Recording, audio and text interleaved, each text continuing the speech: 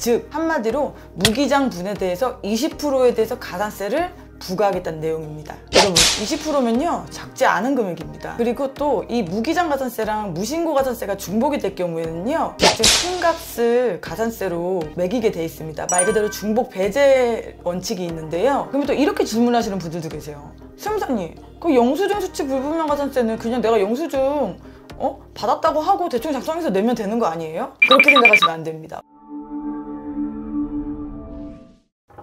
네, 안녕하세요. 믿음세무의 이기영 세무사입니다. 저번 시간에는 세법의 근간이 되는 국세기본법상의 가산세에 대해서 설명을 드렸고요. 이 세법 세목마다 가산세가 내용이 방대하기 때문에 제가 시리즈로 법마다의 가산세를 설명드린다고 말씀을 드렸는데요. 그래서 오늘은 소득세 가산세에 대해서 설명을 드리겠습니다. 네, 이 소득세법상 가산세도 양이 좀 방대합니다. 그래서 이 소득세법상 가산세도 제가 1편과 2편으로 나눠서 설명을 드릴 거고요. 그리고 또 다 아는데 굳이 이걸 다 시청하는 게 약간 시간 낭비잖아요. 제가 그런 것들을 좀 반영을 해서 우선 오늘 설명드릴 썸머리를 촬영분 맨 뒤편에 띄워드릴 겁니다. 그러면 요점 정리한 걸 보시고 아 나는 다 안다. 그럼 이 편은 보지 마세요. 근데 이 중에 만약에 뭔가 모르는 게 있다 그러면은 그 부분에 한해서 보시면 됩니다. 예, 썸머리의 그 순서는 제가 설명드리는 순서랑 동일하니까요. 이 부분도 참고하시면 좋을 것 같습니다. 먼저 저번 시간에는 이제 국세기본법상 이제 모든 공통된 가산세인 신고불성시 그리고 납부불성시 그리고 가산세 감면에 대해서 설명을 드렸습니다. 그렇기 때문에 이 법은 모두 공통이기 때문에 앞으로 설명드릴 가산세에서 이 세 가지는 무조건 빼고 설명을 드릴 거니까요. 이 점도 유념해 주십시오. 그럼 지금부터 소득세법상 가산세 시작하겠습니다. 첫 번째입니다. 무기장 가산세입니다. 이 무기장 가산세는요 조금 중요합니다. 그래서 길게 설명드릴 거예요. 우선 정의입니다. 소규모 사업자를 제외한 사업자가 장부를 비치하거나 기록하지 않을 경우 비치하거나 기록한 장부에 따른 소득금액이 원래 기장해야 할 금액에 미달할 경우 부과되는 가산세입니다. 두 번째, 가산세액입니다. 무기장 가산세는요 종합소득 산출세액에서 무기장하거나 미달기장한 소득금액을 곱한 다음 종합소득금액을 나누고 거기에 20%를 곱합니다. 즉 한마디로 무기장 분에 대해서 20%에 대해서 가산세를 부과하겠다는 내용입니다. 여러분 20%면요 작지 않은 금액입니다. 그리고 20% 혹시 기억나는 가산세가 있지 않으세요? 네, 맞습니다. 바로 일반 무신고 가산세가 20%입니다. 제가 그러면서 국세기본법상 가산세 설명드릴 때 이 무신고 가산세를 설명드릴 때도 정말 우리나라는 무신고를 싫어한다라고 설명을 드린 적이 있어요. 근데 정말 싫어한다는 그 무신고랑 이 무기장의 세율이 똑같습니다. 가산세율이. 그러니까 이 기장을 안 한다는 것도 얼마나 싫어하고 또 큰 의무로 여기는지 아실 것 같죠? 기장을 안 한다는 걸 얼마나 싫어하는지 짐작이 좀 가시죠? 근데 얘는 아무한테나 적용하는 게 아닙니다. 그러니까 예를 들어서 제가 작은 매점을 하나 해요. 아주 조그만 가게야 그냥. 뭐 막 매출이 월 100, 200밖에 안 돼. 근데 나보고 기장을 하래. 화딱지가 나 안 나요. 당연히 나죠. 저라면 세무서에 들어 누울 것 같아요. 그래서 무기장 가산세를 적용하는 사업자는 정해져 있습니다. 그러니까 어떤 사업자인지 설명을 드릴게요. 어떤 사업자인지 설명을 드린다는 제 말은 역으로 얘기를 하겠다는 뜻입니다. 그러면 어떤 사업자는 무기장을 해도 상관이 없는가? 바로 소규모 사업자인데요. 이 소규모 사업자는 세 가지로 나눌 수 있습니다. 첫 번째는 해당 과세기간에 신규로 사업을 개시한 사업자입니다. 말 그대로 올해 창업한 사업자. 두 번째는 직전 과세년도에 매출 금액이 4,800만 원 미만인 경우입니다. 여러분 소득금액이 아니에요. 총 매출액입니다. 그리고 마지막으로 연말정산할 사업소득만 있는 사업소득자에 대해서는 소규모 사업자로 보기 때문에 얘들은 기장 의무가 없습니다. 그리고 또 이 무기장 가산세랑 무신고 가산세가 중복이 될 경우에는요 즉 큰 값을 가산세로 매기게 돼 있습니다. 말 그대로 중복 배제 원칙이 있는데요. 그럼 제가 여기서 문제를 하나 내볼게요. 무기장 가산세와 무신고 가산세가 중복이 됐어. 그럼 보통 어떤 가산세가 많이 나올까요? 거의 99% 무기장 가산세입니다. 왜냐하면 이 무기장 가산세는요 산출세액에 대해서 20%를 가산을 해요. 근데 무신고 가산세는요 내가 납부할 가산세에 대해서 20%를 가산합니다. 이게 뭘 얘기하는 거냐면요 무기장 가산세는 산출세액 즉 공제와 감면을 하기도 전 그리고 기납부도 하기 전 완전 날것의 그 산출세액에 대해서 20%를 부과하겠다는 거고요. 무신고 가산세는요, 공제 감면액도 공제되고 거기에다가 네가 기납부가 있으면 그것까지 차감한 금액에서 20%를 가산해서 부과를 할게. 바로 이게 무신고 가산세거든요. 그러니 당연히 과세점이 얘가 훨씬 더 클 수밖에 없잖아요. 산출세액이. 그러니까 100이면 100, 99%면 99%, 바로 무기장 가산세가 중복 적용될 경우 당연히 무기장 가산세가 가산이 될 수밖에 없는 겁니다. 그리고 이 무기장 가산세를 적용받는 사업자들은 간편이라도 대충 신고를 하시는 게 좋으시고요. 그리고 웬만하면 간편 기장이라도 내가 대상이 아니어도 간편 기장을 하시는 게 좋습니다. 왜냐하면 이 소규모 사업자 중에서 직전 과세년도에 매출액이 4,800에 미달한 자만 소규모 사업자로서 기장 의무가 없다고 했잖아요. 그러면은 걔를 이상인 경우는 당연히 기장 의무가 있다는 얘기죠. 근데 내가 작년에 총 매출액이 한 5천만 원 됐어요. 근데 올해 내가 몇 억이 된 거예요. 근데 솔직히 내가 작년에 이게 4,800이 되는지 안 되는지 이거를 솔직히 구분하기 쉽지 않습니다. 그렇기 때문에 올해 몇 억이나 됐는데 만약에 내가 그걸 그냥 놓치고 무기장으로 해서 추계 신고를 해버렸다. 이렇게 되면은 가산세가 엄청난 거예요. 무슨 말인지 이해하셨죠? 그래서 웬만하면 그냥 간편장부라도 꼭 기장을 그냥 신고하시는 거 추천드려요. 그리고 또 하나 오해인 게 이 무기장 가산세는 복식부기 의무자가 위법을 했을 때만 이 가산세 적용 대상이라고 생각하시는 분들도 많더라고요. 절대 아닙니다. 복식부기 의무자는 당연한 거고요.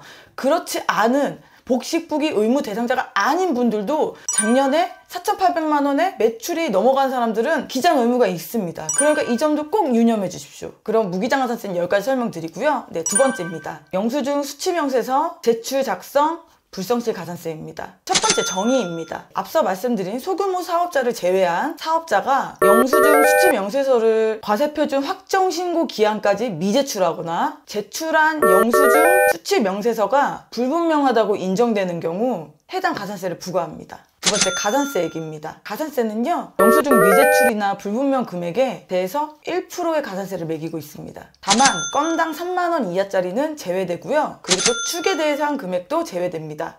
뭐 당연한 얘기죠. 그러면 또 이렇게 질문하시는 분들도 계세요. 수험사님, 그 영수증 수치 불분명 가산세는 그냥 내가 영수증 받았다고 하고 대충 작성해서 내면 되는 거 아니에요? 그렇게 생각하시면 안 됩니다. 왜냐하면 그 제출 명세서는요, 거의 그 영수증이긴 하지만 세금계산서의 필요적 기재사항만큼의 거래 상대방에 대한 세부 내역을 적게 돼 있기 때문에 거래 상대방에 대한 인적사항을 모르는 이상 얘는 작성을 할 수가 없어요. 그러니까 제출이 불가능하겠죠. 그렇기 때문에 얘는 어쩔 수 없이 꼼짝없이 그냥 가산세를 내야 되는 겁니다. 세 번째입니다. 적격 증빙서류 수치 불성실 가산세입니다. 얘는요, 영수증 가산세랑 거의 비슷합니다. 마찬가지로 소규모 사업자는 제외고요. 추계분도 제외입니다. 그리고 건당 3만 원이 초과되는 부분에 대해서만 적용을 하고요. 그럼 이제 차이를 볼까요? 우선 영수증이 아닌 적격 증빙을 못 받을 경우에 부과되는 가산세입니다. 여러분, 법적 증빙은요, 세금계산서, 현금영수증 또는 지출증빙, 그리고 신용카드나 직불카드 같은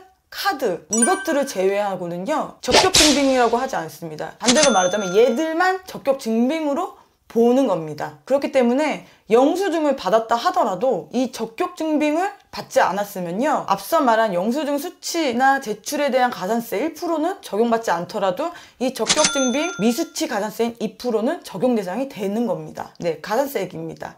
네, 적격 증빙 미수치 금액의 2%입니다. 예, 영수증보다 2배 셉니다. 그리고 제가 영수증과 이 적격증빙을 연달아 설명을 드린 이유가 있어요. 묶어서 설명을 드릴 부분이 하나 있거든요. 그러면 만약에 내가 통장에서 5만 원을 비용으로 썼어. 근데 내가 적격증빙도 못 받았고 영수증도 못 받았어. 그런 경우 있잖아요. 이런 경우에는 가산세 적용이 어떻게 될까요? 여러분, 이런 경우는요, 영수증에 관한 가산세도 부과가 되고요, 적격증빙에 대한 가산세도 부과가 됩니다. 즉 중복 적용이 됩니다. 그래서 총 3%의 가산세를 부과하는 거예요. 왜냐하면 얘들은 법령에 중복 배제에 언급이 안 돼 있습니다. 그러면 중복인 거예요. 그리고 또 얘네는 색깔이 다르다고 판단을 한 겁니다. 그렇기 때문에 중복 적용이 되기 때문에 이 점 꼭 유념해 주십시오.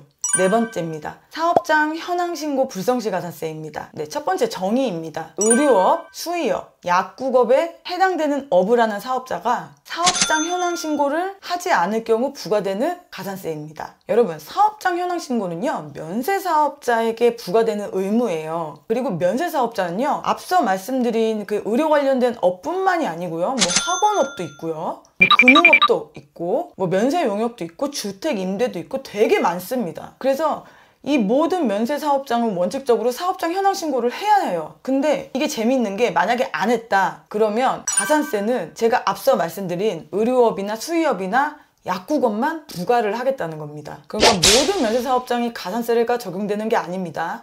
근데 주택임대는 또 가산세가 따로 적용되는 법령이 따로 있어요. 그래서 걔는 차치하고 설명을 들으셨으면 좋겠습니다. 가산세액입니다. 사업자 현황 무신고 또는 미달 신고의 수익금액의 0.5%입니다. 그리고 여러분 보통 의료업 관련된 업은요 매출액이 적지 않아요. 그러니까 반드시 신고를 하셨으면 좋겠습니다. 5번째 마지막입니다. 사업용 계좌 신고 또는 사용 불성실 가산세입니다. 네, 정의입니다. 복식부기 의무자가 사업용 계좌를 사용하지 않거나 미등록을 하여 신고를 하지 않은 경우에는 가산세를 부과합니다. 네, 가산세액은요 2가지로 나눌 수가 있습니다. 첫 번째는 미사용분에 대한 가산세인데요. 얘는 사업용 계좌 미사용분에 대해서 0.2%에 대한 가산세를 부과하고요. 네, 두 번째는 미신고분에 대한 가산세인데요. 얘는 둘 중 큰 값입니다. 첫 번째는 미신고 기간의 수익금액의 0.2%고요. 두 번째는 미사용 거래 금액의 합계액의 0.2%입니다. 즉, 이 둘 중에 큰 값을 미신고분에 대한 가산세로 적용하게 되어 있습니다. 네, 참고로 복식부기 의무자는요, 복식부기 의무자에 해당하는 과세기간에 개시일로부터 6개월 이내에 반드시 사업용 계좌를 등록해야 합니다. 근데 만약에 사업 개시와 동시에 복식부기 의무자가 되는 경우도 있어요. 이런 경우는 조금 여유를 줘요. 바로 복식부기 의무자가 된 그 다음 과세기간에 개시일로부터 6개월 이내에만 등록을 하면 됩니다. 우선 사업용 계좌도 좀 제가 드릴 말씀이 많아요. 먼저 가산세를 떠나서요, 얘는 등록을 하지 않으면 정말 피곤한 가산세입니다. 그렇기 때문에 가산세를 떠나서 그냥 무조건 내가 해당이 된다 그러면은 등록을 하세요. 아니, 해당이 되지 않더라도 내가 사업을 개시하잖아요. 그러면 이 사업용 계좌랑 현금 영수증 가맹은 그냥 무조건 해버리세요. 까먹기 전에. 이 사업용 계좌를 미등록하게 되면요, 가산세도 가산세인데요, 그냥 솔직히 말씀을 드릴게요.